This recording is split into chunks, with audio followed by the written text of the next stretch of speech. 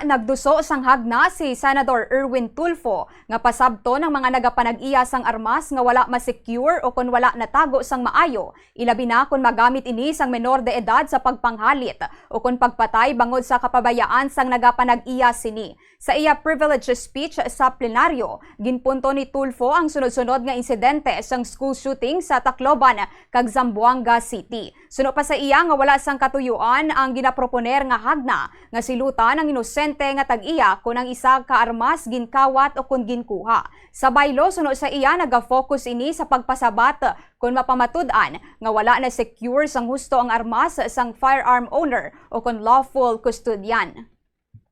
Death is death. A wounded child is a wounded child. Mr. President, imagine the family of the victim asking, sana na-secure na maayos yung baril.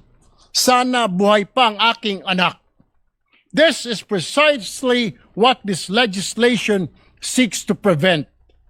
Mr. President, the tragedies in Tacloban and Zamboanga must not become merely entries in our newspapers. Let us make sure that the next child who encounters a firearm encounters a locked firearm.